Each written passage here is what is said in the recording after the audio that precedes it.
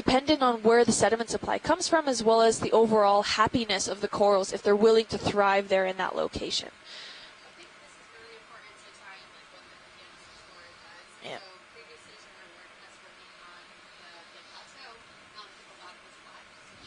Yep.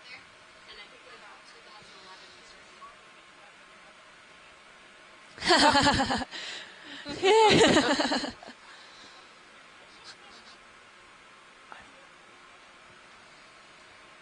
Did they not hear you? Maybe the RRTS one. Hi guys, can you hear me? Yeah, I can. Oh, okay. Okay. Okay, perfect.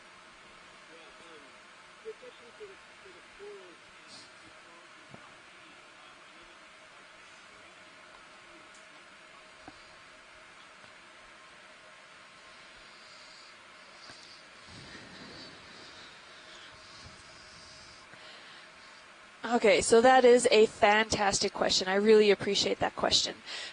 So if you were joining us in some previous dives, we did touch upon that briefly. But what it seems like a lot of these corals, I mean, out of sight, out of mind, right? We don't see them very often. They're not we can't access them as easily as the shallow water corals. So we don't see what goes on all the way down in the deep sea. And whereas shallow water corals, they have that relationship with the plankton, that they're zooxanthellae, that then disperse if it gets too warm or something. So we can actually see coral bleaching by the masses, which is a truly tragic scene. But in the deep ocean, these corals don't have zooxanthellae, so they are referred to as azooxanthellae corals. They don't have that symbiotic relationship. So how do we tell if they're suffering? And a lot of that has to do with the impacts of ocean acidification. And how that happens is we know that CO2 is drawn into the ocean through the atmosphere, and it's by the conveyor belt. These current systems drive all of that high intense CO2 water now into the deep ocean. And it's driving actually these different layers of, I'm sure you guys know this by now, the different saturation levels in the water column, where we have the aragonite saturation horizon, calcite saturation horizon, when these are all levels of where certain carbonate material can be precipitated out of. So these are still zones that have high saturation in that. So we have crustaceans and corals and other limestone features that can still precipitate that calcium carbonate in them. However, with CO2 being driven down into the ocean and ocean acidification then increasing, that decreases the pH, so we're getting more acidified, and that's driving those different layers in the water column to be shallower than they originally were. And here in the Atlantic, it's not exactly as deep where we're seeing that as pertinent, but we see that drastically in the Pacific. And it occurs over slow time. Again, we're talking geologic time, but we're starting to see that there aren't any leftover mechanisms of coral rubble or anything that is left over from when maybe tissue dies off, whereas we see it here in the Atlantic.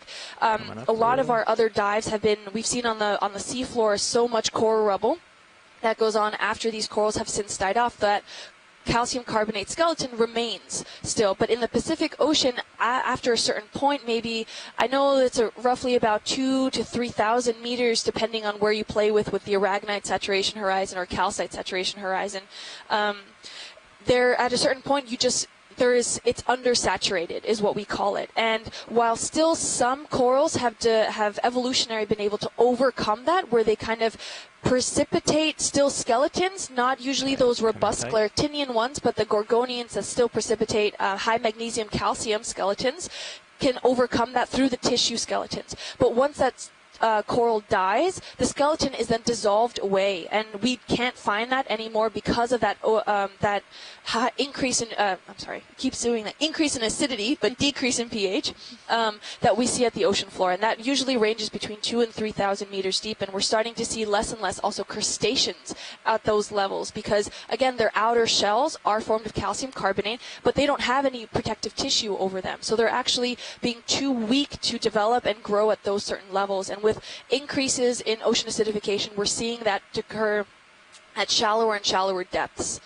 But it's going to take a long time before we actually see really devastating effects on that in the deep ocean, just because of how long it takes for the water to reach in that area and how long it takes to dissolute all of that carbonate material. So that was an excellent question. Thank you very much.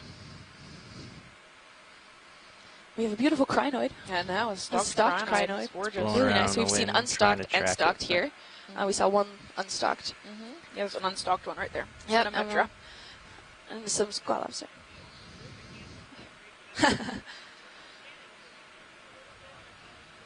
Yeah, way out there at 50 meters. That's your mound. Sorry. Yeah, absolutely. So I've been working now for OER for a year. This is my year anniversary cruise, basically. But I actually started here 10 years ago as an explorer in training. So I was an undergraduate student, and I was interested in ocean mapping. So I came out 10 years ago, and I did the Indonesia to Guam to Hawaii trip. So it was quite fun, and learned that I absolutely loved mapping, and it was fun, and I really enjoyed the quick problem solving that came along with that. And so after that, I kind of set myself up to pursue a career in ocean mapping with doing a lot of habitat mapping and working for USGS doing geological mapping. And then I went to grad school at University of New Hampshire at the Center for Coastal and Ocean Mapping and started pursuing a more acoustical, physical background in mapping. And then I got hired here. And so it's been fun, and really love it. I love providing the spatial context to all of the scientific discoveries that we find. Yeah, I've now sailed, I think, 5 expeditions this year. So it's basically home now. And looking forward to the holidays and the off season, and then get a new system on board and come back out. Oh, nice. Yeah. Awesome. So yeah, if you guys have any questions more about maps, and I've said maps a lot now, but maps and acoustics, I think it's a really important part of the puzzle piece to really understanding how these systems are connected and how the geology and the morphology affects what we're seeing with the ROV. Just for reference, when we would dive with the Johnson Sea Link before we had multi-beam, we would use the sounder, and it was just one point at a time, and mark where the mounds were using the bathymetry. So this is way better. No offense, John. I know you're listening, and that's your super cool old school way. And yes, it still works, but it's tough, man. We're spoiled now with all the good technology. The 3D maps of the bottom. Yeah, I've actually just calculated that on that Blake Plateau region that Okeanos has done, collected over 76,000 square kilometers. Nice. Wow. And this is one of the most unmapped regions still of the U.S. EEZ. So we've been working a lot there, and that leads to those mound discoveries and extending the HAPC and making sure that we can protect these resources as well as find important minerals that are useful to us. Yeah, and it's way better than flying blind, which is what we used to do. So you can walk your heading around too. Any other questions? Just gonna wait till you're underneath me. Okay. I'll follow you around. So we can barely hear you. Oh, this is an interesting little nose with a rock on it. Oh, yeah.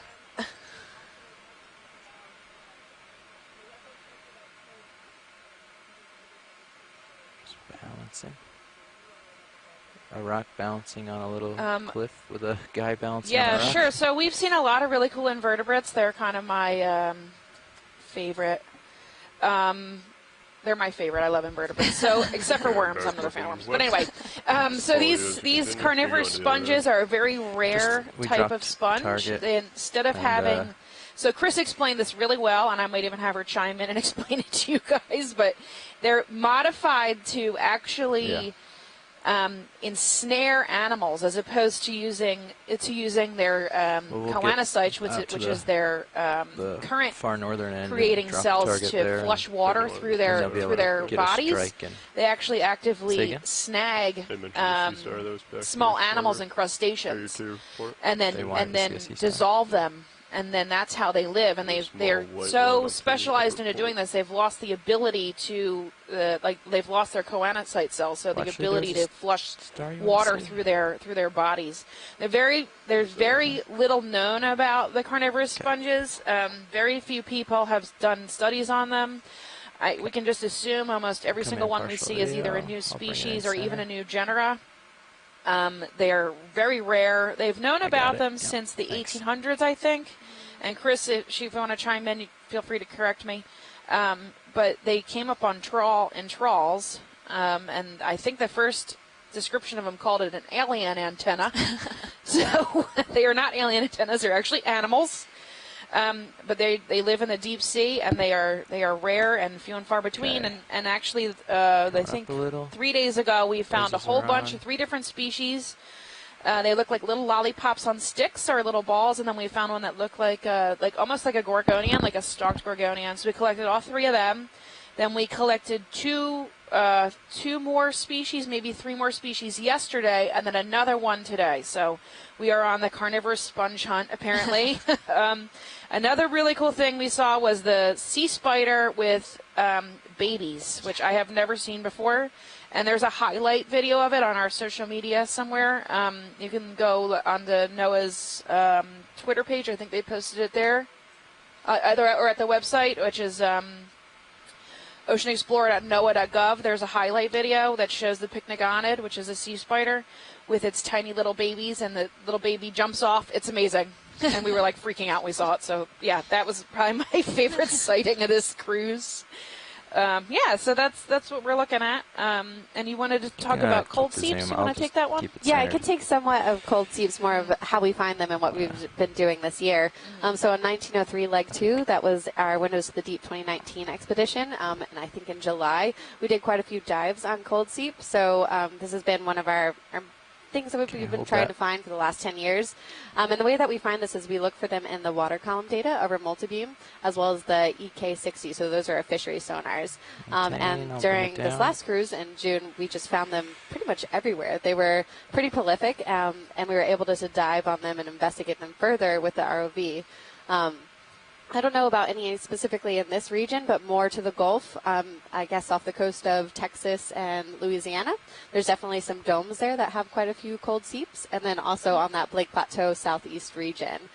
So they're always interesting to find, and my team loves them at night because we get to, something going through the water column. Not mapping's fun, but that's one of the more fun things that happens.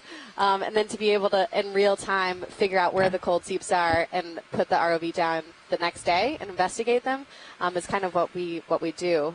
It's great to see everything come together, from the science to the mapping and to the ROV. So we definitely look for them as we're going along, and if we find them, love to put the ROV down and investigate them further. Thanks, video. Looks good. Is that it? Any more questions? Yeah. Oh, and I was just reminded that actually the OER team was responsible for finding the cold seep presence on that Atlantic margin. Very cool. Yeah, so that's something that kind of started with the ship, and there's been multiple follow-up investigations with Adam Skarke and USGS, looking through Okeanos data, trying to figure out where all the cold seeps are on the Atlantic margin. So. Really cool. We should get a move to this corner, maybe. It's kind of interesting over here. Yeah, absolutely. No problem. Actually, is there any interest in following along this crazy feature? So here we see a bit of a gap. Ooh, and so this wall sort Chris of is ends chiming here. in on. Ooh, yes, hi. I don't know about ends, but at least there's a break. Hello, Kim and Steph and Stacy. How are you? Hang on, Chris. I'm sorry. Yeah, hang on. Go ahead and finish your question. Go and ask your question. Sorry. No, we had a question. I just thought that you had asked. No, they're all net. Yeah, if we could get them. I'm sorry, we're getting a little bit. Yeah, of we're talking online to the general audience, as well as we're getting input from scientists abroad. But I think the question was if we've seen any general trawling in the area. Okay. No. Yep. I have not seen any evidence of trawling during this expedition. Yeah, we haven't seen any major impact of trawling. At least we did scale over an area that was known to have testing for some deep sea mining for those ferromanganese encrusted nodules. There may be a significant feature up there. Yeah. Push out to it once we get a little room.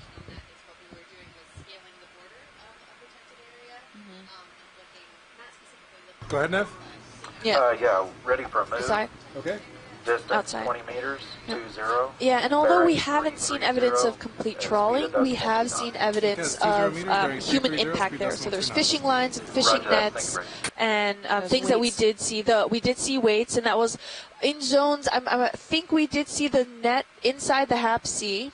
That large net that we saw a few days. Yeah, the first day there was one large net inside the habitat area of particular concern on the first dive, I think. They said it's a gateway. Yeah. Yeah. No, absolutely. This would be fun to scuba dive on. If yes. You get this deep.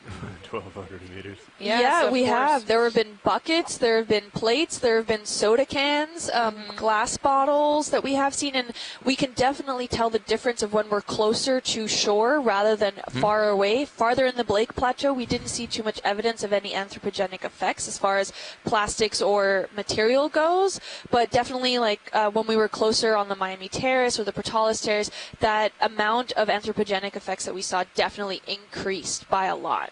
Yeah, the last few days I think we've been about less than 50 miles offshore. Yeah. Just gonna spin around and look at this side. Squash and tail. Yeah. Okay. Bye. Too much lateral there. That was okay. She But counting I, to 10? I don't know. Yeah. Come around this side. Okay. Yeah. Yeah, I think Chris wanted to chime in about the carnivorous sponges. Chris, I'm going to let you do that after we're done with this interaction. I know there was some commentary she wanted to say. It's just getting our wires crossed. And I can't hear two people once. Okay. Okay.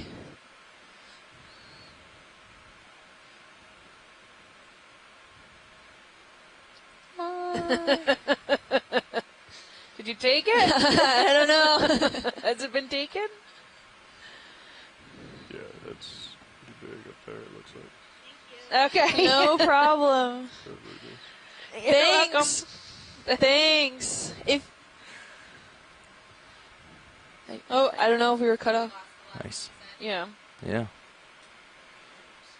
It's almost like a Not crater. sure, but if you guys have any more questions or concerns, okay, you can follow us at any of our social media platforms. Steph and I have personal Instagrams and well, I don't have Twitter. I'm at Deep Sea Kim. You can follow me on Instagram, and Steph has... I'm Deep Sea Nerdy on Twitter or Deep Sea Nerd on Instagram and Facebook. And you can follow the ship on Facebook at Ocean Exploration Research or at Ocean Exploration Research-Education or on Twitter at Ocean Explorer. Use the hashtag Okeanos if you have more questions. We follow that almost all day. And then at NOAA Ocean Exploration on Instagram. Yeah, I also wanted to say that we did have a URI student come out one cruise ago. So if you are interested in mapping, please look at the Explorers and Training Program because it's a great yeah. Oh, sorry. Thanks. No, I just wanted to say that I think last cruise we had a URI student come out. So if you are interested in mapping and want to see how mapping can be applicable to your field, then please apply for the Explorers and Training Program because it's a great program and you can come here and be like me in 10 years again. Yeah. And if you're interested in a lot of the deep sea exploration. Yep, it was. Yep, Skylar Jordan is the URI student that came and participated with us. Yeah. Yeah, and if you're interested in other deep sea explorations, you can also come on as an intern or a different kind of scientist. There's the Nancy Foster that does take interns and promote a lot of scientists that are interested in it as undergrads as well as grad students early in their careers to go out and explore firsthand of what it's like to be part of this whole crew and mission altogether to go exploring and looking at the deep sea oceans as well as the corals identifications. There's also a teacher at sea program too for your teachers. Yep. So there's a whole bunch of different programs that you can apply to, and they're usually a month or a few months at a time. So make sure you can always research those and Google those. I know NOAA has a lot to offer for early career scientists. Yep, definitely. This is like a fresh break right here. You can see the edge where it kind of came loose. And at the top, you can see it. Thank you. And it's kind of white on the inside. Yeah, well, thanks for joining in. It's been fun. Yeah, if you guys can continue to listen for a few more minutes, I'm gonna.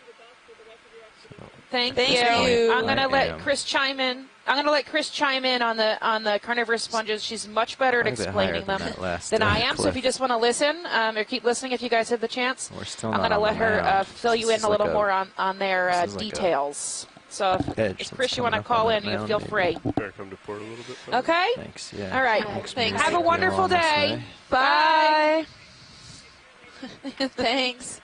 Bye.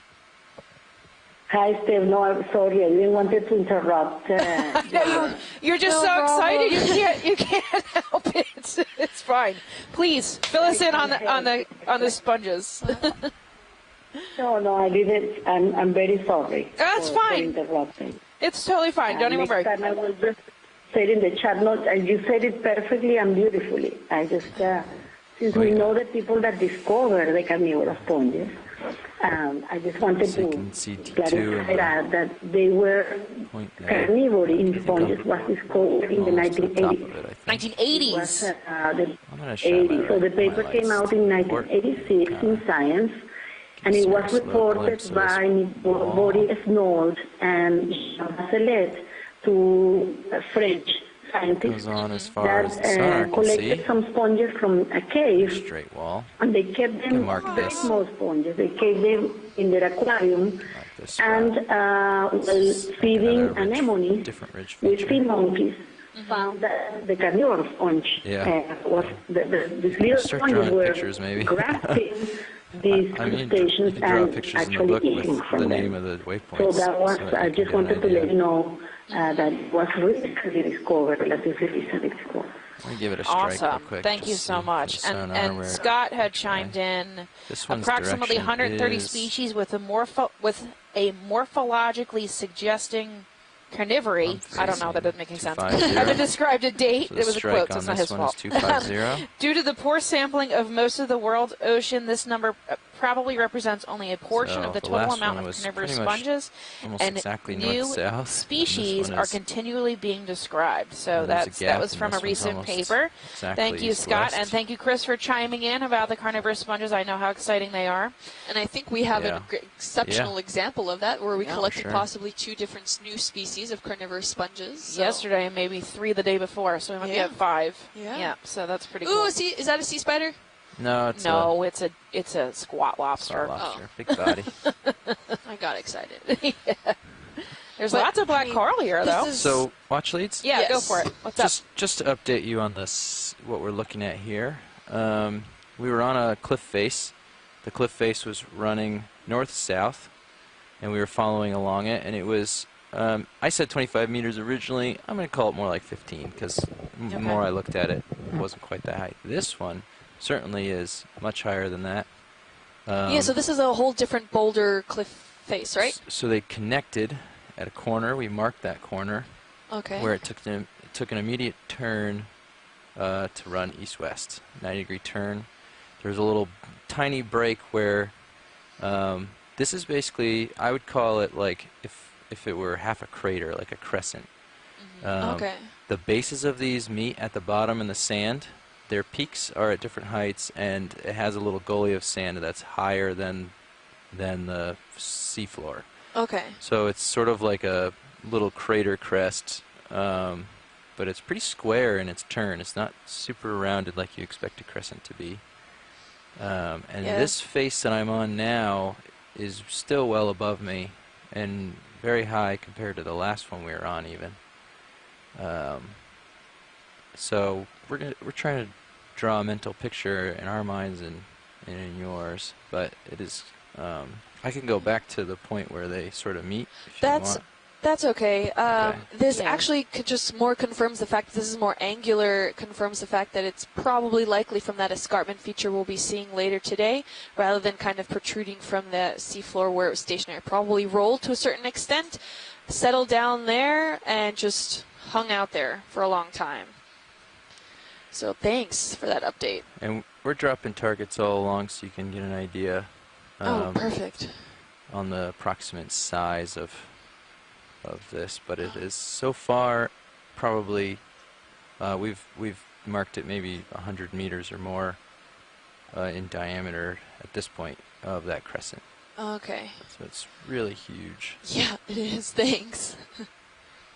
And we're seeing a lot of places, like you're saying, where it's sort of the crust on the outside's falling off. Okay. Yeah, I mean, this is phenomenal. I love this. This is great. And you can see, it looks almost more chalky in certain areas, and that's the diagenetic factor that's taking place. So it's essentially dissolving and recrystallizing certain elements of the limestone to make it maybe more softer, and versus the areas that have been encrusted by that ferromanganese encrusting, where you can see it's more dense and it's holding on. But it looks like the underlying rock in itself is starting to erode and cave away and shearing off some of those sections of that ferromanganese crustings and leaving more of the rock exposed. It's phenomenal. It looks amazing. So this goes on a ways. I mean, as far as my sonar can see. This is actually leading. So this is like a really sheer thing that snakes its way to the main mound right now. It's leading us to the main mound as I follow it. Okay. It is still connected. Okay. And it's getting taller and taller and taller. I think I can start seeing over it now. We're talking 1210 was our bathy is what the mark is on the bathymetry on the contour that we're supposed to be on, and we're still at 1195, or we're at 1195 right now. Yeah. So we haven't hit the 1210 contour yet, and we're at above 1200. So this peak is extremely tall compared to what we expected to see right at this point. Wow. And I'm not at the. I'm still. You can see I'm still well below it. Yeah, from Sirius. Yeah. So. Okay. Very cool, guys. Thanks for the update. Yeah. Well, we're doing okay. I think we are going to want to move again, but I don't want to move right towards me. I kind of want to cheat. I'll come over a little more. To the port. It's fairly barren. There's a few invertebrates, but minimal amount. We've got these branching black corals. That can work. I'm coming up a little bit. Stichopathes or whip corals, which are also a type of black coral. I'm going to wag my tail to you. Push back in. Rock shearing. Cliff. Looks like some newer and older exposed. Just going to come to the summit of this here and see what depth we're at.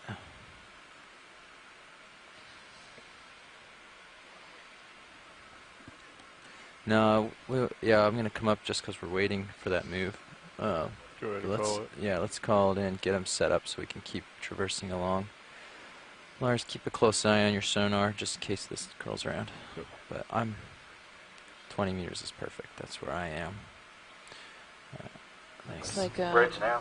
Go ahead. You ready for a move? Sure am. Okay, 20 meters, 20, at a bearing of 255, 255, a couple speed decimal 2 knots. gorgonians here. Thank you. Can you guys snap zoom underneath the squid at 3? I want to see what kind of dead coral that is. Okay. Yeah. Yeah, sure Just thing. I'll come around a close-up view of that. Oh, there was some center screen too. I guess we could have looked at, but that's all right. This will be good. I can get to see around the edge, I guess. Yeah. Ooh, we got something white coming into view. Oh yeah, that was an interesting thing I was seeing in the other cameras. We'll snap here real quick, and then we'll go look at the white thing. Got a ship move coming to help us out too. Okay.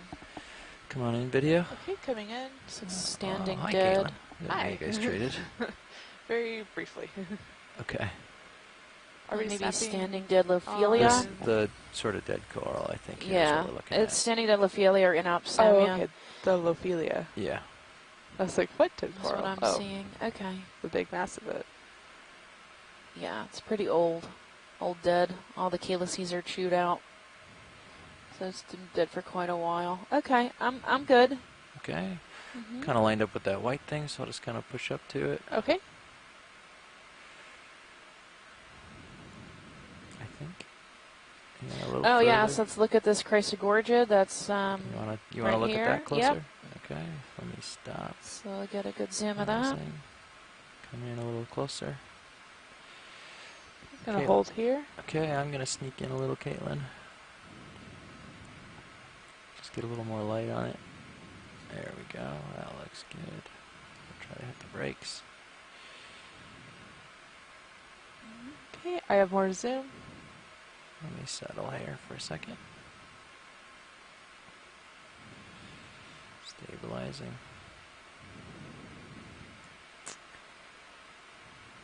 Yeah, we got standing good Lophelia, and this is a Chrysogorget, I believe. Just bouncing around a little bit.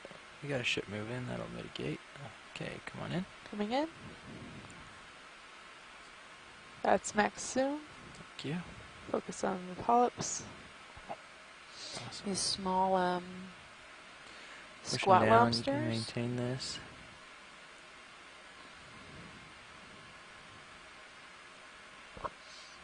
All right, that's good whenever you guys are ready. Okay. Okay, video's clear. Pilot's clear. There's some solitary cup corals in the back, and then above there was something white. Yeah. Yeah, what's this white thing? Oh, a neat sponge. Video is switching again. Look at this crazy thing. Cool. So any ideas, ladies? I should be soon. I don't think I am yet. Okay. Well, we are wondering ourselves here. What is this huge?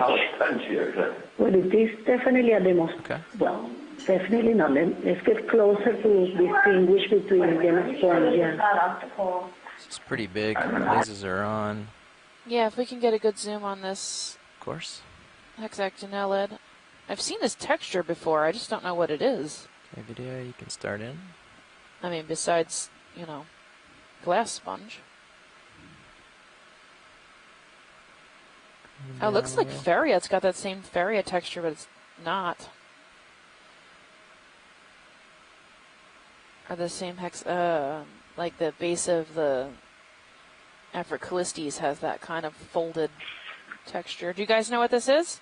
Coming down to this a little bit closer. Well, definitely now we can recognize the zoids, swatids, over an hexactinellid.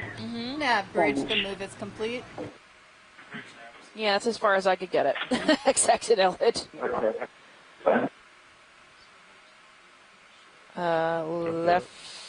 Lefroyella? Lefroyella is what Scott France says. Or similar to that. Maybe another notch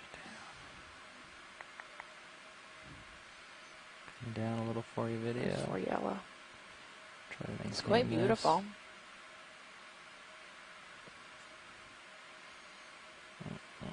Walking back.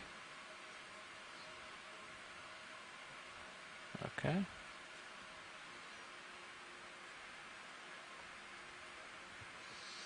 It has all these zoanthids living in it. I don't think anyone knows the purpose of the zoanthids, whether they're... they don't seem to be harming the sponge, but whether they're a parasite or somehow symbiotic, I don't think anybody knows. There's Ophiuroid or brittle star.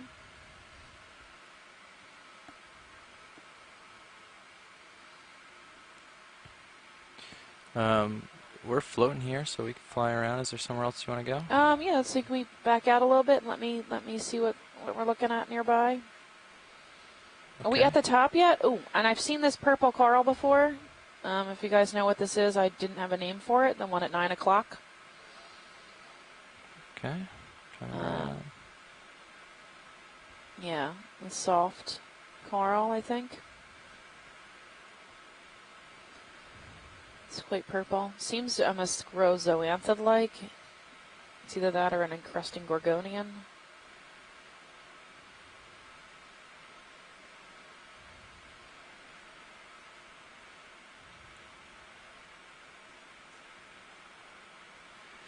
Don't you love it when you get Z-bias just right?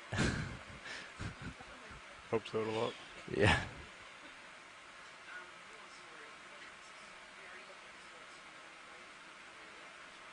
Yeah, of course we can.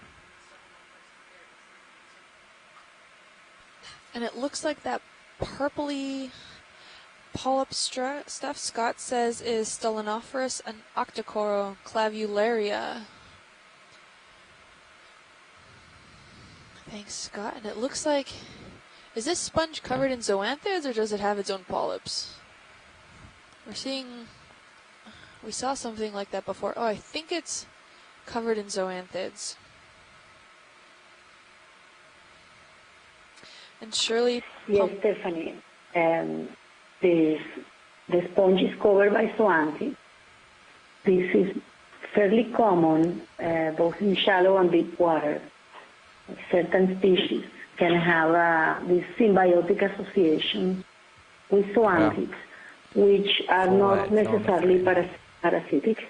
You know, the parasitism is a type of symbiosis.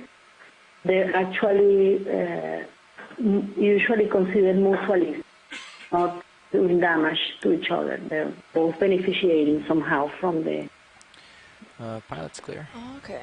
Association. Okay, continuing on. Thank you. So, but I can see what the zoanthids get out of it, but I'm not sure what the corals get out of it. So I think it's maybe just mutualistic. I don't see how the coral is truly benefiting, but I don't see it being a parasite either. Catching that, and then does go off up ahead of me as well. Should be like just right ahead. Yes, you're right. I'd say that in cases that it has been studied, what you're seeing it hasn't been found that the sponge gets damaged by having the swamp. However, there might be some release of mucus from the sponges that might be taken advantage by the sponge. But we are looking at 25 meters, so it might open up as well. Profoundly in most cases where this occurs. Okay, thank you. Okay. Yeah. The 1210 contour. And we're at 1885, yeah.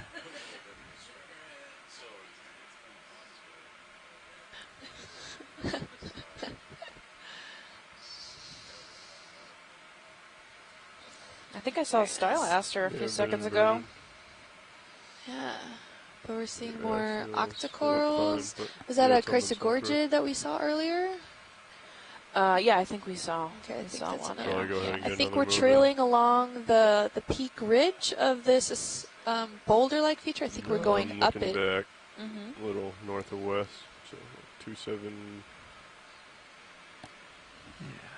Absolutely beautiful. Northeast. Okay. You can see how all the limestone that's been encrusted is those that are staying as these stone-like boulders and blocks, while the rest of the limestone seems to be heavily eroding underneath it. So it might very well be that as this continues to erode, those blocks will continue to fall down and litter almost the seafloor around it, caving through the slopes areas where those limestones then just carve away. Maybe an Elizella in the center there, this one singular stick. Gorgonian? Yeah, Jim, I'll ahead. Try and get that ready for another video. Alrighty. To get the multi-beam back on the quad cam, if possible. At a speed of decimal 2 knots. All right, I'll get that in for you. Okay, thank you, Bridge.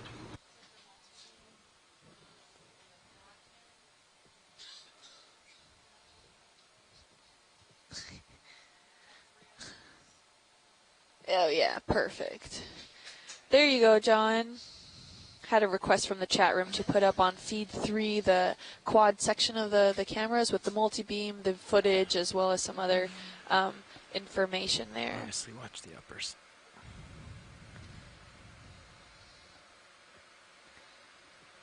We're seeing beautiful corals.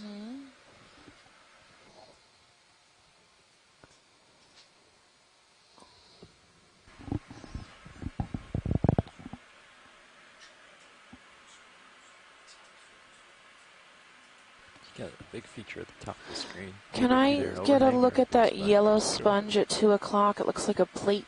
Sure, we can go over. There's also one at noon. They're probably the same, but either way.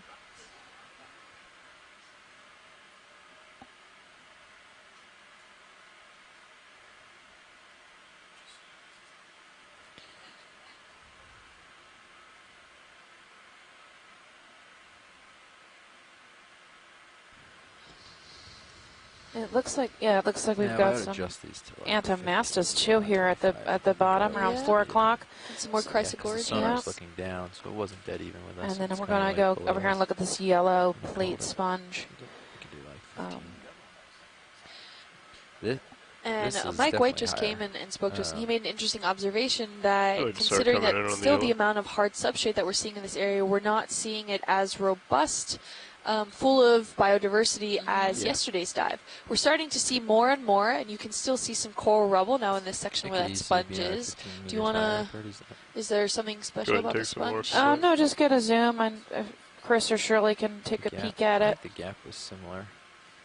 If they have any idea. It has a good schmutz layer on it. It does, a little But yeah, so we're not seeing as large of a diversity of different organisms on this, and it's not very well accumulated. Now, when we reach that escarpment feature, that might change. We might have more organisms, or at the top of it, we might have more organisms on it, but this is definitely something to take into account. And we're actually very in a lot colder water than we were yesterday. And this, the dissolved oxygen is actually pretty nice. Though we're at temperatures about 4.3 degrees Celsius. The salinity levels is at 34.95 PSUs. And the dissolved oxygen is about 6.97 milligrams per liter. And that's very well within a lot of oxygen, very well within all the margins that these cold water corals can live in. Come in and steer me to it. Is it looks here like in the middle? This is dead standing coral. It's got a really neat shape to it. You're talking about the one up top or the one down bottom? The structure ended up grabbing onto the substrate. Copy. That looks like Feria. It's since died off, but it looked like at one point it was colonized pretty heavily. The royal purple octocoral, that's what Scott said. Flavularia. Flavularia. Was that purple? With a lot of squat lobsters. I'm coming back to it. And that a really delicate looking coral in the back.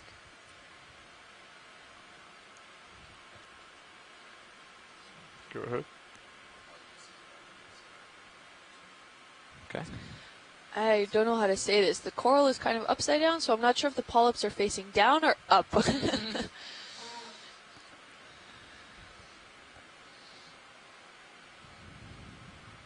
Looks very fragile. Is that a squat lobster on it or a shrimp, I think, in the back there? Standing dead.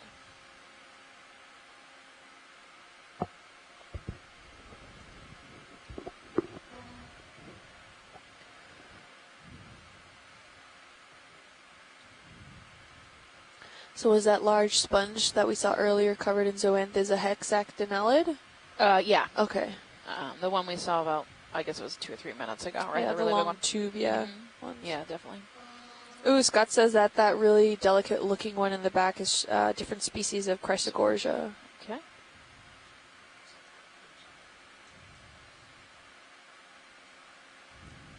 Now, the way this limestone is really kind of carved out in certain features, whereas other ones in different erosional features at different levels here reminds me very much about the Grand Canyon. Right. If you think about it, like different layers are definitely more permeable or softer, easier to erode than other sections here. So we're seeing some little terraces almost in certain sections, and that ferromanganese crusting is just how you can just see how dense it is where it's not being eroded at all, whereas any exposed underlying limestone that hasn't been encrusted, you can see heavy erosion all over. Have another Stichiopathes off to the bottom left. There's 30. We're seeing quite a bit of coral rubble in this sections here. So at one point, coral really must have loved this area here, the Scleractinians at least. Yeah, I wonder if we'll see some at the top. Yes. That sort of matches that. Maybe. Oh, we're seeing some more corals on this side of the mound. Probably from the current systems. I think that on the just shy of 3 o'clock. Yeah, Stylaster maybe? Yeah. It's really big. It is. If you want to come in on it. Come into center now. Okay, so we got... So we were just talking on the ship here, and we're looking at the bathymetry as well as the multi-beam backscatter now. And the area we're diving on, where we had originally identified a few mounds in this area, we actually believe, because of the resolution of the bathymetry, those mounds were hits on top of these larger boulder and rock pieces that we're diving on now. And if you look at the backscatter, this entire area, which looks relatively flat in the bathymetry, is covered in these bright angular hits in the backscatter, which has a much finer resolution than the multi-beam bathymetry. And so we think this entire area is going to be covered in these pieces of boulders or pieces of escarpment that have either fallen off or have been carved out of the escarpment.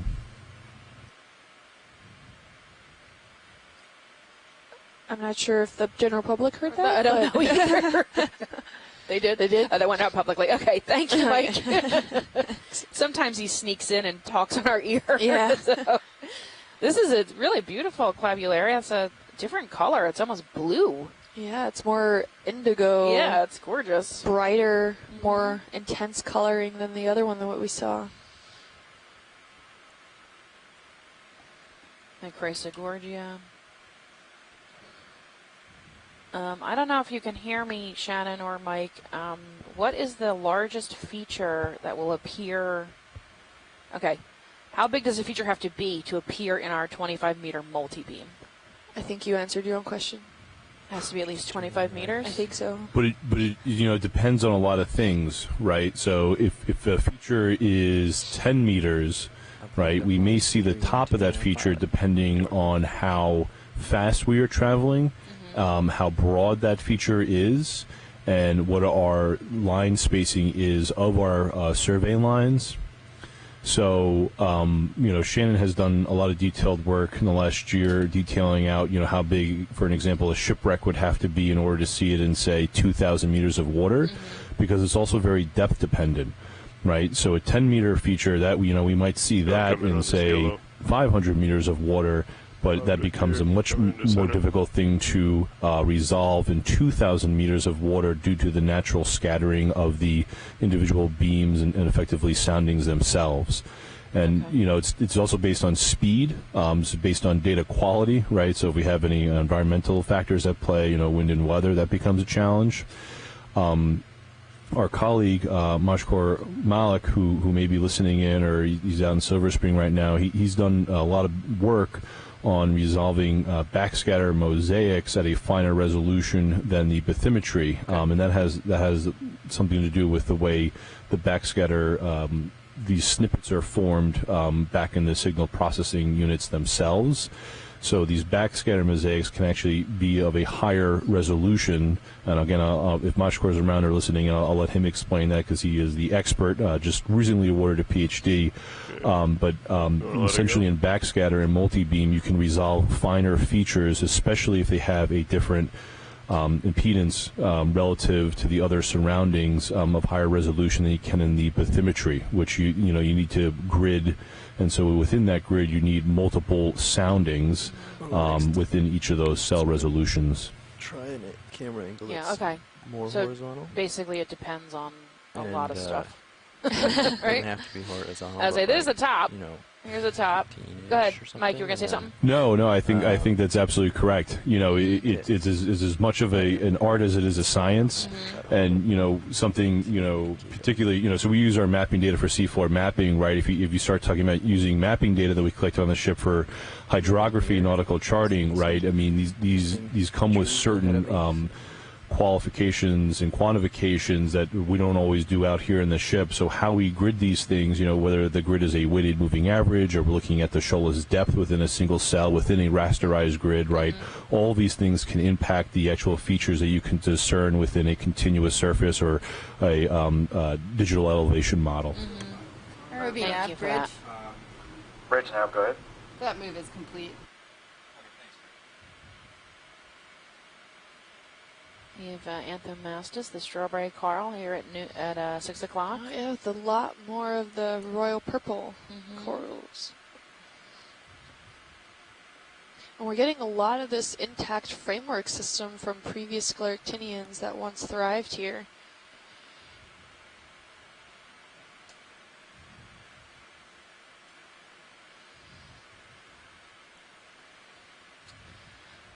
Beautiful. And is that another like to start coming Primnoid in at the base the there? base, I think so. That's 6. And Chrysogorgia on top. Type of Nidalia. It's incredible to see that these are both corals, completely different from each other, and like one has huge polyps and huge tentacles, where the other one, you could probably fit like a whole branch inside one of the other polyps. Yeah. Yeah, the soft coral is much more bulbousy, can actually retract all the way into itself. Yeah. More like an anemone, right? No stem kind of like structure. Has no skeletal structure. Versus the other octocoral, which is more of a gorgonian or a sea fan. Yeah, and it's interesting to point out now in this Chrysogorgia where you see some of those branches pointing towards the anthomastus, that strawberry coral, but we don't see any polyps.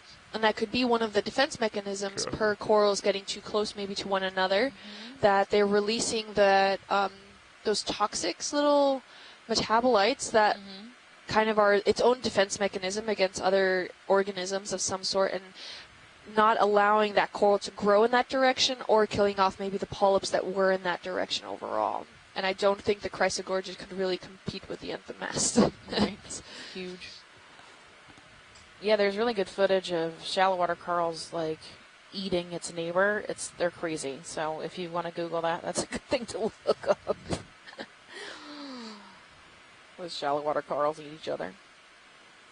Yeah, it's actually really interesting. It's in one of also the Planet Earth episodes, where like you can see them encroaching. These plated corals are encroaching in each other's spaces, and they end up extruding part of their guts and trying to dissolve each other. It's pretty cool. And it's they have it in high speed. So. Yeah, so you can actually see it. I was watching one of them the other day, and they did a whole special on Lophelia. They had a whole section on Lophelia. I was so excited. They have really good footage, like of the polyps and stuff. It's amazing. You need to tell me which episode that is. You have to go find it again. I forget which one it was. It was one of the BBC shows. We've got a cream-colored coral here at 6, right off screen. It's going off screen right now. It's more about 7 now. Is that dead? I don't think so. Oh, the branchy one. Yeah, the branchy one off to the left there. It's in between the purple and the, I guess that narrows it down to what? It's still left of the purple. Yeah, exactly. 9 o'clock from the purple. Yeah, go ahead. There you go. Looks like we might have living scleractinian coral, possibly. Go ahead and take it's one. An Elapsamia. Yeah, there we go at 9 o'clock. Yep, looks like maybe. Could be. I don't know. We've got tentacles. Excuse us.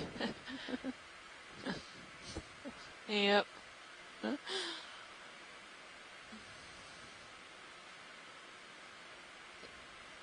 I don't know what that is. That? The one in the back looks definitely scleractinian. The white one in the front looks funny. I was just getting pretty it close looks to almost scleractinian, but...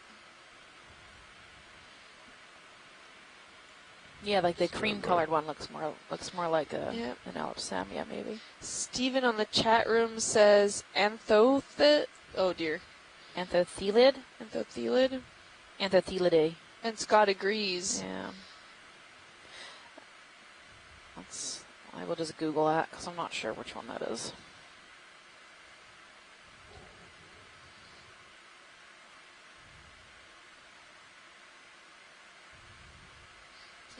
I love it. The first thing that Wikipedia comes up. It's from the family of corals. I know. Thanks, guys. Okay, go ahead. Yes, it's a type of fan. Do you see the squid in your starboard? This pink one, I guess. On the bottom. Yeah, but this looks like scleractinian. This yellow in the back looks to me like an Elapsamia. Which, if that's what it is, that's probably what's made these skeletal structures we're seeing in the dead standing. That's behind it. Along with some solitary cup coral skeletons you can see there.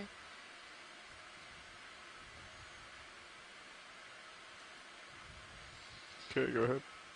Ooh, is that a piece of plastic also off the left-hand side? A hermit crab. The beautiful shell. Oh, yeah. And a stalked crinoid at 3. Go ahead.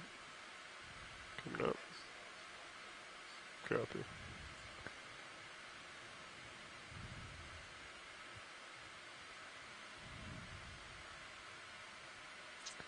It's in the suborder Scleroxonia, which is more closely related to the bubblegum corals than the primnoids. Yep. As Scott's chiming in. Skeleton is fused in the same way that Paragorgia corallium.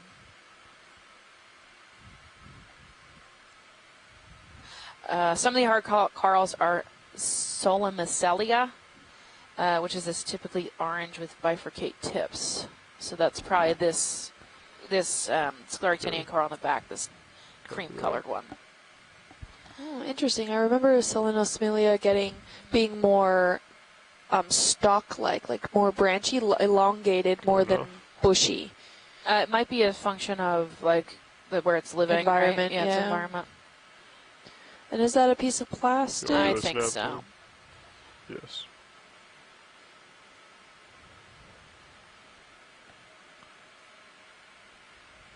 Sorry. Oh. Yeah, it looks like maybe some form of plastic. Not sure. Can't make it out. But it was.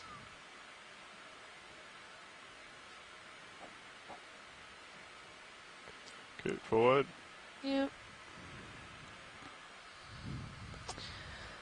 But we can definitely see these large accumulations of coral rubble, but still in framework position. So if these corals were alive, they had really robust skeletons at some point that they were attached and living here to the point where they resisted erosion. They look like they have that phosphorite or that ferromanganese encrusting on it, which could contribute also towards maintaining that structural integrity. Oh, we have a crab here.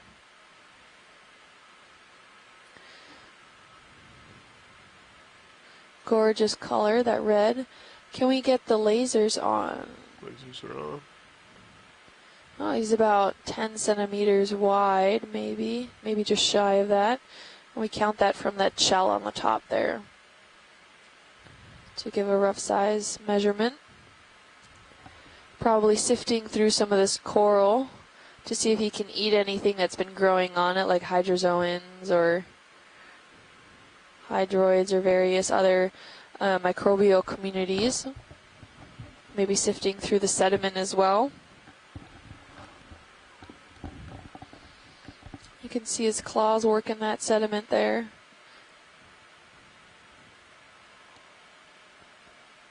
Oh, he has a little, I think that's a baby barnacle on the back. That's right. Oh, there's another one of those glass sponges.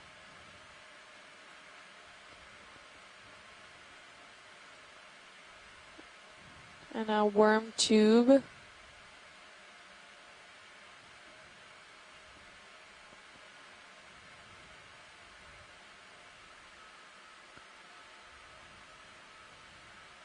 Okay, forward.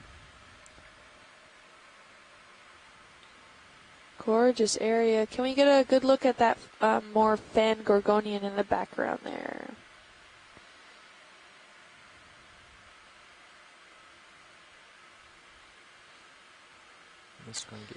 And it's another Chasion red crab. Stable. Find the fight Thanks, that you need Jim. to get the forces right, and then zoom. Okay.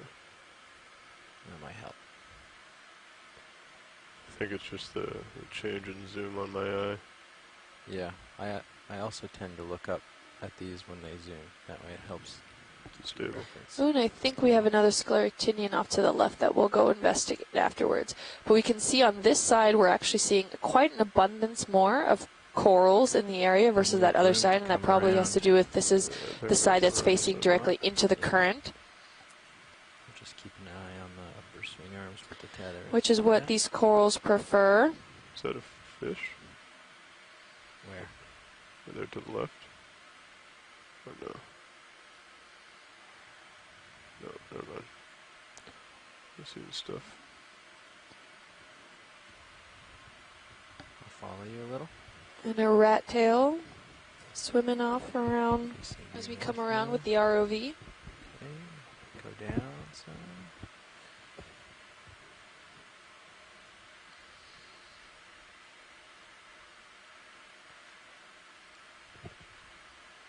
There it is.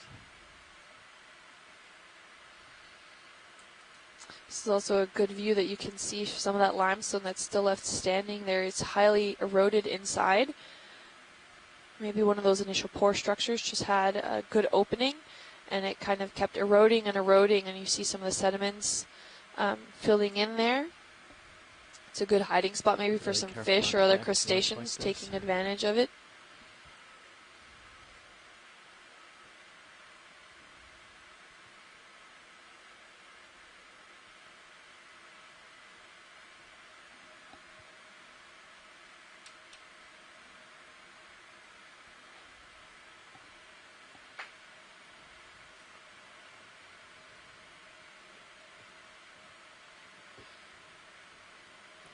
Okay, you can start coming in video.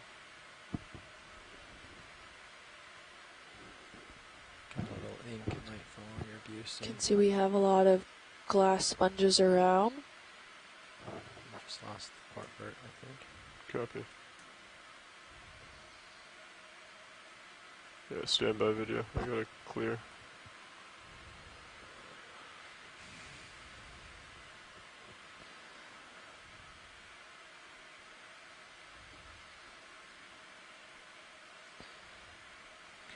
I think we just had to take a moment to clear the thrusters. Careful, I'll let you back. Yep.